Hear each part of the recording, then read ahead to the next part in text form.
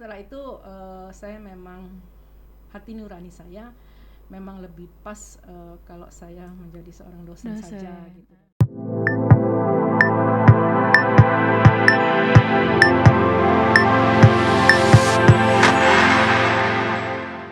Halo semuanya, selamat datang kembali di podcast Ilmu Komunikasi Universitas Batu Raja.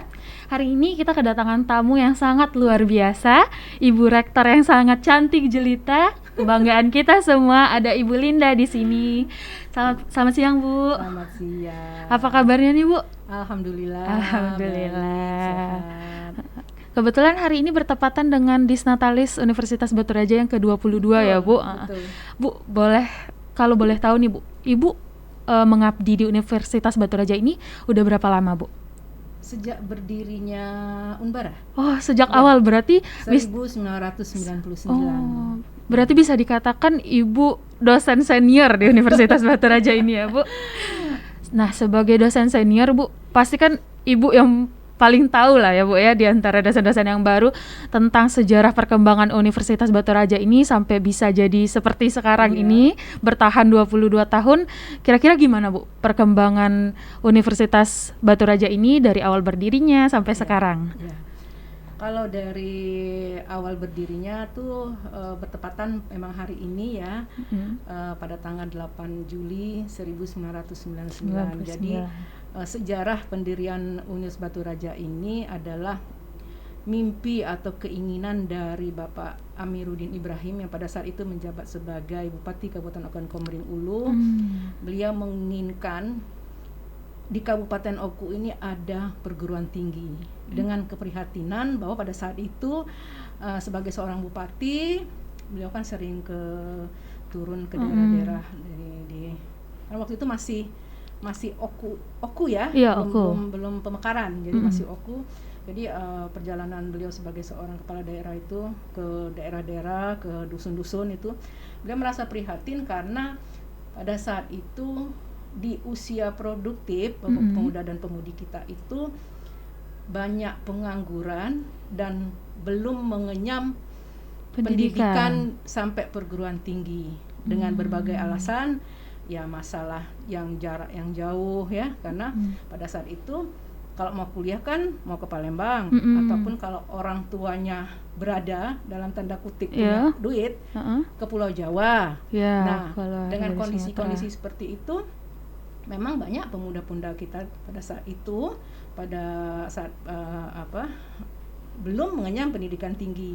Dengan dasar keprihatinan itulah beliau sebagai Bupati Kabupaten Oku Komering Ulu pada saat itu mimpi beliau pengen di Kabupaten Oku ini ada sebuah perguruan tinggi. Itu keinginan pencetus dari Unbara itu adalah Bapak Amiruddin Ibrahim. Bapak Amiruddin.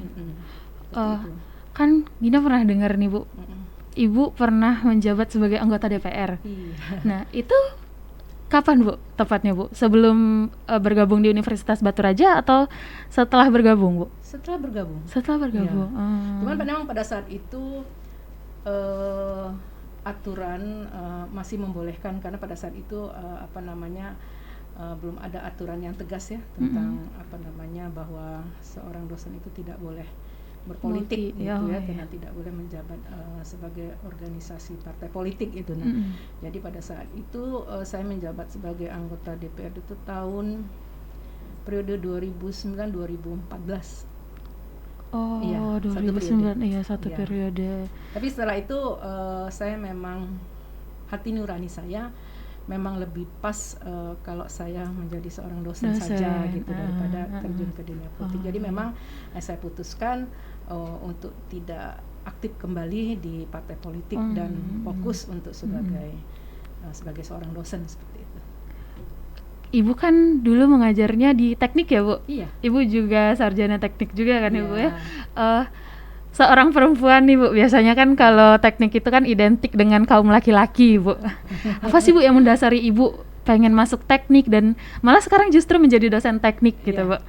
Sebenarnya yang namanya perjalanan kenapa saya memilih untuk waktu itu pada jurusan teknik sipil ya, sebenarnya bukan cita-cita dari awal ya.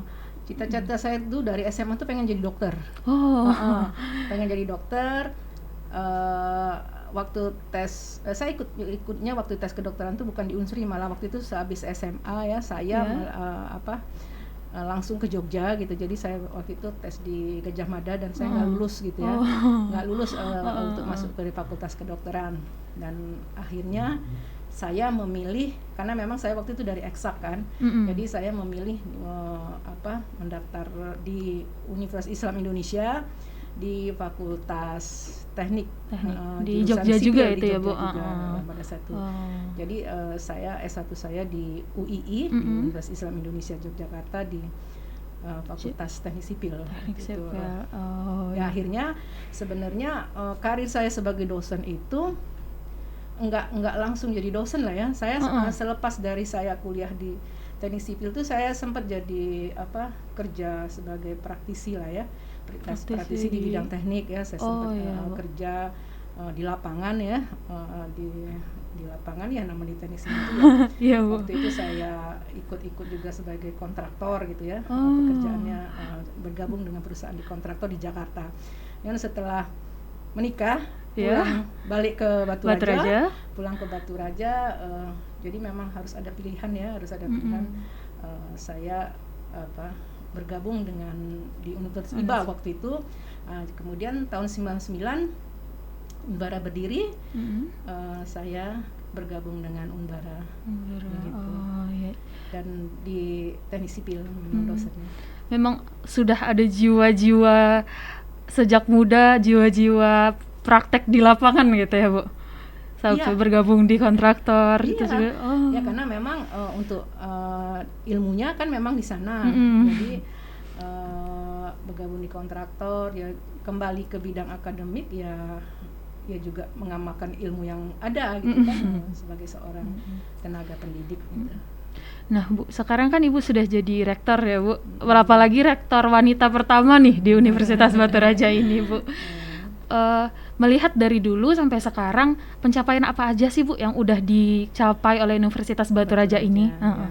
Sebenarnya pencapaian itu sudah banyak sekali ya, sudah banyak, kita yang merasa bersyukur ya, apalagi saya dan teman-teman yang merupakan dosen periode pertama lah kalau boleh dikatakan ya, waktu perekrutan tahun 99 itu pencapaian banyak sekali. Kampus pertama Unbara itu ada yang sekarang menjadi kampus pasca. Pasca sarjana ya sekarang. Pasca sarjana sekarang itu kampus A namanya waktu itu ya. Kampus A itu pertama kali kampus Unbara itu di sana hanya berapa lokal, dengan kalau nggak salah waktu itu 10 prodi sudah. Sudah ada 10 prodi langsung. Iya. Dan ada D3-nya juga waktu itu, ada D3 teknik kimia, ada teknik elektro juga ada. Jadi pada saat itu kampusnya di sana, dan pencapaian itu setelah itu kan tahun kalau nggak salah tahun 2020 ya pindah ke sini. Ini dengan alhamdulillah dengan kondisi kita melalui peningkatan itu akhirnya ya Unbara seperti sekarang ini.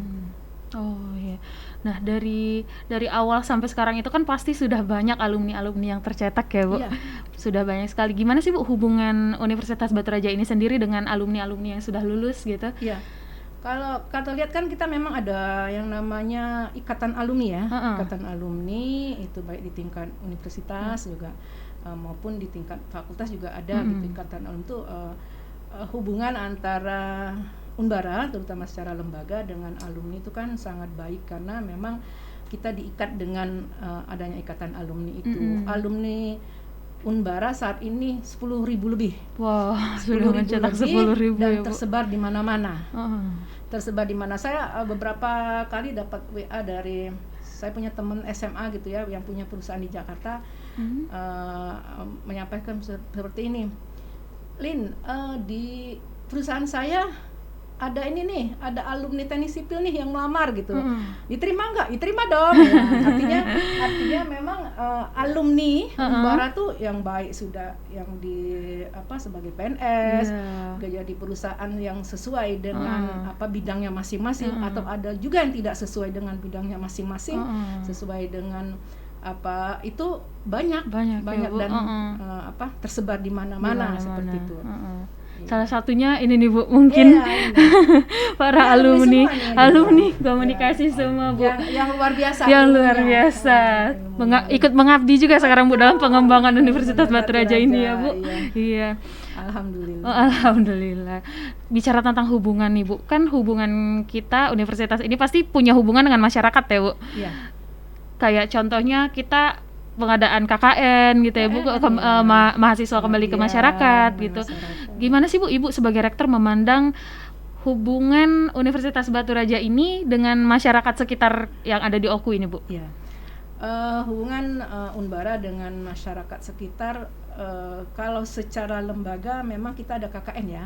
Itu merupakan program memang yang sudah tersusun, memang yang sudah sesuai dengan kurikulum. Itu kita kan setiap semester ada KKN, dan itu tentunya merupakan ladang pengabdian masyarakat, Tridharma yang ketiga itu untuk masyarakat, bukan hanya masyarakat yang di lingkungan sekitar, tetapi juga waktu itu juga sampai juga di Oku Selatan, lokasi KKN kita, kemudian yang tentunya di Oku, tersebar di Oku. Nah, itu merupakan media dari hubungan hubungan antara lembaga dengan pihak masyarakat. Juga pengabdian yang lain, kita punya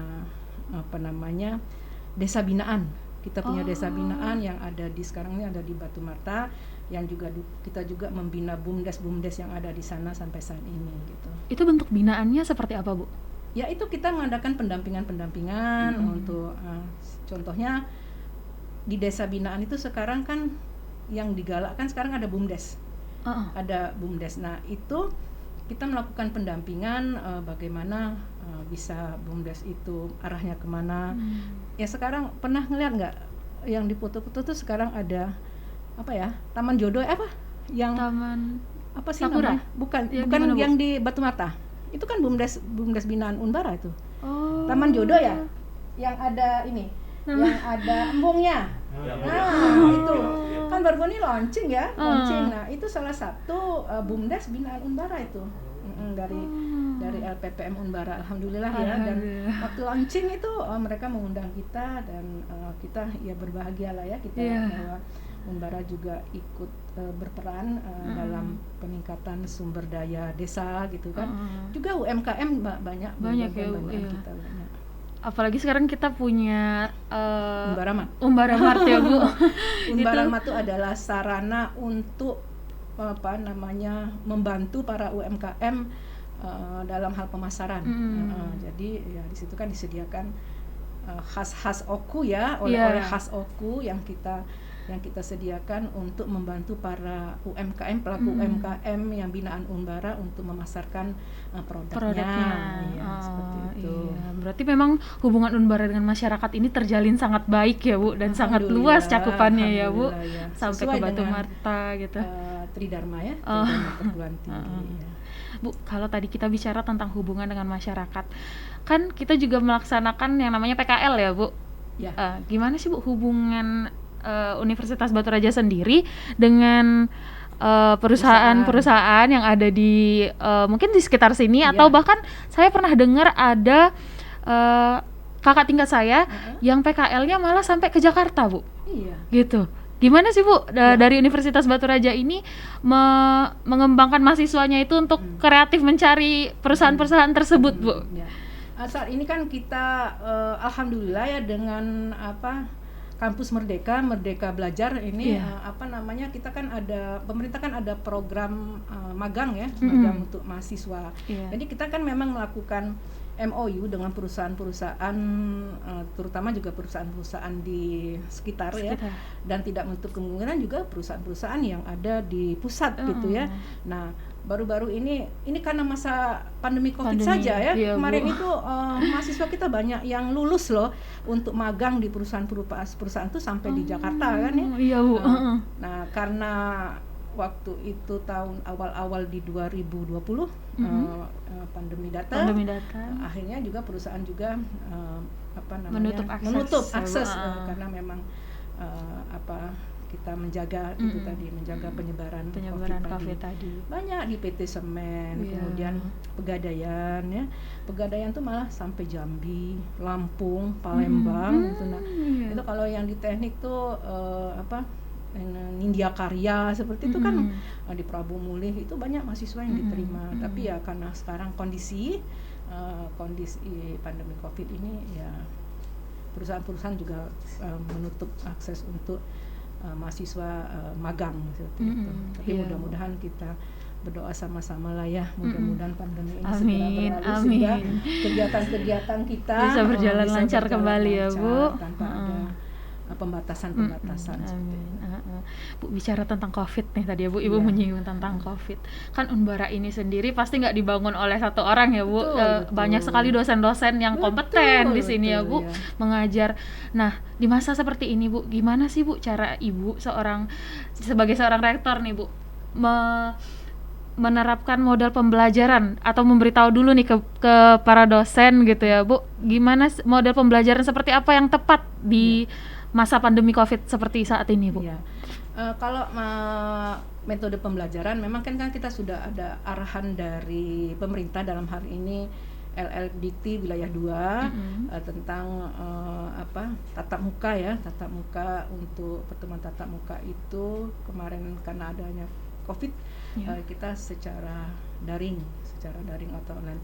Nah tentunya ini Bapak Yunizir sebagai Wakil Rektor 1 yang tupoksinya adalah penanggung jawab bidang akademik dan kemahasiswaan telah melakukan berkoordinasi dengan dosen-dosen melalui pimpinan juga merumuskan bagaimana atau metode seperti apa yang dilakukan untuk mengatasi proses belajar mengajar dalam masa pandemi COVID ini. Jadi memang kita sudah 3 semester ya. 3 semester ini melakukan proses belajar mengajarnya secara daring. Dan secara daring itu ya kita kembalikan kepada dosen yang mau pakai, tapi rata-rata biasanya pakai Google Classroom, Zoom ya Bu, Zoom, yang sudah atau ada juga sekarang. yang pakai WhatsApp, yang pakai voice call ya, suara voice note itu jadi sehingga ada komunikasi itu diserahkan kepada dosen masing-masing. Ini kan kita juga baru selesai UAS ya, iya, Bu. Baru selesai ujian semester yang tetap kita laksanakan secara daring itu. Karena memang kita saat ini ya kita mematuhi aturan pemerintah sajalah gitu. Kalau memang belum membolehkan untuk tatap muka atau boleh tatap muka tapi terbatas ya kita ikuti saja. Jadi mengikuti peraturan pemerintah karena memang kita di bawah binaan dari LLDT. Iya Bu. Ada hal-hal menarik nih Bu yang pernah Gina lihat ya Bu. Berbicara tentang dosen tadi Bu, Gina pernah melihat ada perkumpulan ibu-ibu Unbara ya Bu, apa namanya Bu? PII. Apa itu Bu? PII itu Bu? Persatuan Ibu-Ibu Unbara. Oh, itu memang dibuat untuk mengakrabkan dosen-dosen yang ada di sini atau gimana Bu? Atau memang ada program tertentu yang diwacanakan oleh PII tadi Bu? PII itu dibentuk memang sebagai sarana komunikasi lah ya, sarana komunikasi ibu-ibu Unbara untuk melaksanakan, ada juga sih kegiatan yang proker-prokernya tuh ada, tapi yang jelas juga ya, Bu. Biasanya kita mengadakan pertemuan bulanan itu ada arisan, kemudian juga pada saat arisan itu bukan saja melaksanakan arisan tapi ada juga kegiatan-kegiatan edukasinya juga, misalnya kita mengundang pakar gitu untuk berbagi ilmu kepada ibu-ibu Unbara. Itu bukan sarana silaturahmi dan komunikasi ibu-ibu yang ada di Unbara seperti itu. Iya Bu. Jadi kalau misalnya kan nggak cuma ibu-ibu nih Bu, yang kalian bapak-bapak gimana Bu? Itu menjaga. Boleh bergabung juga Bu? Ada juga karena itu ada arisannya ya. Ada arisannya karena juga ada bapak-bapak yang juga ibu itu kan. Kalau boleh dikatakan PI itu seperti dharma wanitanya kalau di dinas gitu ya. Itu. Kalau ada bapak, biasanya kalau bapak-bapak tuh diwakili sebenarnya kalau bapak-bapak itu harusnya istrinya yang ikut. Ya. Ada juga istrinya ikut. Jadi kalau walaupun istrinya itu nggak mengajar di sini, tetap boleh ikut ya, Bu? Boleh. Seharusnya memang seyogyanya memang istri dari bapak-bapaknya jadi dosen itu yang ikut. Jadi banyak yang pada saat arisan juga istri bapak-bapak itu yang hadir seperti itu. Jadi menanamkan konsep kekeluargaan gitu ya, Bu? Ya, kita juga saling mengenal ya mengenal satu sama lain ya, Bu. Keluarga-keluarganya Ya, dari keluarga besar Umbara. Iya. Kalau lagi bertemu rame. Senang ya. Biasanya itu melakukan perkumpulannya di dalam Universitas Batu Raja ini sendiri atau di luar, Bu? Di Unbara sendiri. Di Unbara. Jadi biasanya saat ini ketua PI Ibu Merita ya, Ibu wakil rektor. Jadi karena rektornya perempuan, jadi nggak mungkin lah suami saya yang ini aja. Ketua PI-nya Ibu wakil rektor 1, Ibu wakil rektor 1. Jadi biasanya Ibu Merita membagi siapa yang menjadi tuan rumah gitu. Misalnya bulan ini menjadi tuan rumah FISIP. Jadi dilakukannya di FISIP gitu. Misalnya bulan depannya yang jadi tuan rumah misalnya Fakultas Teknik, jadi Fakultas Teknik yang jadi tuan rumah seperti itu. Biar merasakan semua lah gitu. Berkeliling karena kan kita gedung-gedung kita nih kan nggak jadi satu ya, terpisah-pisah ya, Bu. Ini di sini FISIP, di bawah ekonomi, kemudian di sana di atas ada teknik, ada FKIP, rektoratnya, ada FKIP, jadi biar keliling gitu, seperti itu maksudnya. Bu Gina pernah ngepoin Instagram Ibu nih, Bu. Gina pernah lihat posan Ibu tentang kue sengkulun. Kue sengkulun. Ingat ya Dina, jadi kue favorit Ibu sejak kecil ya, Bu. Kue sengkulun itu apa sih, Bu? Atau emang mungkin karena beda generasi ya, Bu. Jadi tapi kurang tahu, Bu.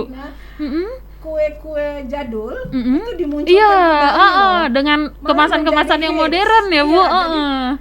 Anak-anak muda sekarang kan makanannya kekinian ya, itu kekinian. Jadi yang namanya kue-kue jadul itu banyak nggak tahu ya. Jadi ketika pelaku-pelaku UMKM ini menjual kue jadul, itu malah jadi booming lagi kembali ya, Bu. Jadi viral kembali. Dan rasanya nggak kalah dengan kue-kue yang kekinian ini loh. Itu saya ingat soalnya gini, waktu itu kan saya tuh mau ada acara gitu kan, ditawarin ada kue sengkulun.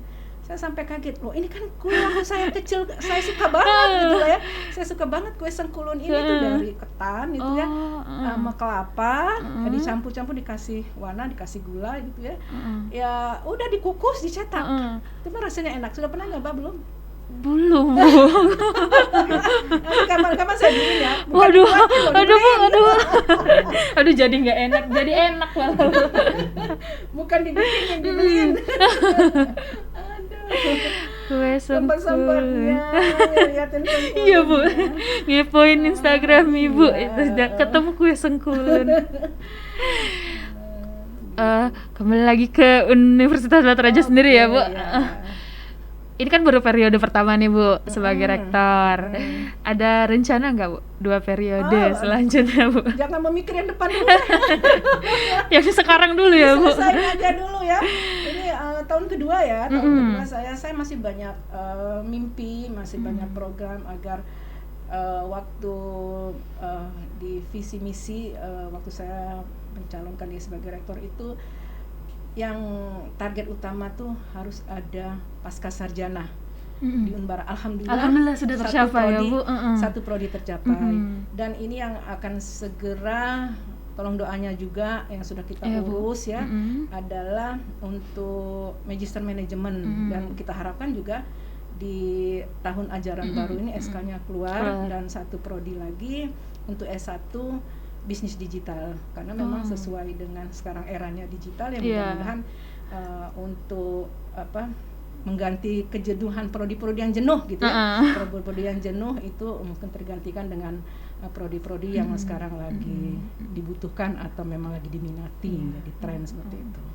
Bu, kan kita kalau sebagai manusia pasti selalu ingin berkembang ya, Bu. Universitas Batu Raja ini kan kalau menurut Gina ya Bu sudah sangat baik, apalagi pernah dinobatkan sebagai universitas swasta terbaik keberapa gitu ya Bu. Apa sih Bu hal-hal yang masih ingin Ibu wujudkan di Universitas Batu Raja ini supaya lebih wow lagi gitu Bu? Ada mimpi-mimpi tersendiri yang seperti Ibu sebutkan tadi, itu bentuknya gimana Bu? Jadi seperti ini, kalau masalah akreditasi saat ini kita rata-rata akreditasi kita sudah B ya, dan tentunya setiap prodi menginginkan akan menjadi lebih tinggi lagi untuk menjadi sekarang kan kalau kategori sekarang kategorinya baik ya, baik pengennya yang unggul ya, yang unggul. Tapi untuk mencapai akreditasi prodi yang unggul itu memang tidak mudah. Terutama dalam masalah sumber daya manusia itu kan ada kategori dalam setiap prodi itu harus doktornya ada berapa gitu, kemudian fasilitas-fasilitas lain yang memang harus dilengkapi agar prodi yang memang kita harapkan unggul, karena sesuai dengan visi Unbara itu menciptakan untuk menjadikan Universitas Batu Raja yang unggul, yang unggul dan berkarakter di tahun 2030. Sekarang 2021. Artinya kita punya waktu 9 tahun lagi agar tercapai Universitas Batu Raja yang unggul tadi, unggul dan berkarakter. Dan untuk prodi mencapai prodi-prodi yang unggul itu kita memang butuh kerja keras dan memang seperti kata Dina tidak mungkin dibangun oleh satu orang, dan semua lini memang kita harus bekerja keras sama-sama bahu-membahu bergandengan tangan agar di 2030 sesuai dengan visi Unbara itu bisa tercapai Universitas Batu Raja dalam penyelenggaraan perguruan tinggi yang unggul dan berkarakter seperti itu. Dalam mewujudkan itu ada kebijakan-kebijakan tersendiri nggak sih Bu ke dosen-dosen, ke pegawai-pegawai Universitas Batu Raja yang mungkin sekarang sedang diterapkan untuk universitas untuk visi tadi tercapai Bu di tahun itu? Ya tentunya keinginan-keinginan itu di setiap dosen ya, apalagi yang seperti saya sampaikan, kalau kita untuk mencapai sebuah prodi yang unggul itu rata-rata memang harus, kalau nggak salah 60%-nya tenaga pengajarnya harus S3. Nah ini kan sekarang yang menjadi kendala kita sekarang ini adalah untuk yang mau sekolah itu kan ada peraturan baru, kalau maksimal usia 40 itu baru bisa mendapatkan beasiswa gitu. Jadi setelah ini nggak tahu kalau peraturan nanti berubah, ini peraturan baru yang agak membuat teman-teman juga merasa gimana gitu ya. Jadi artinya makanya kemarin saya sampaikan kepada teman-teman dengan pembatasan usia 40 tahun untuk mendapatkan beasiswa itu merupakan hal yang berat bagi dosen-dosen untuk dengan leluasa atau dengan gimana untuk bisa sekolah kembali gitu, karena memang untuk S3 itu ya kita butuh biaya besar seperti itu. Dan mudah-mudahan kebijakan ini berubah ya dari pemerintah. Kalau yang berapa tahun yang lalu sampai umur 50 tahun baru boleh dapat beasiswa itu. Dibatasi sampai umur 50, kemudian turun lagi 47, kemudian 45. Nah sekarang 40. Rata-rata dosen-dosen kita yang ingin lanjut sekolah tuh banyak yang di atas 40. Artinya kalau aturan itu sudah berlaku, artinya memang harus biaya sendiri. Gitu. Tapi 40 pun masih terasa berat ya Bu rasanya untuk dosen yang ingin berkembang terus gitu ya Bu. Sekolah lagi gitu. Agak. Jadi makanya saya sampaikan teman-teman kalau yang masih umurnya di bawah 40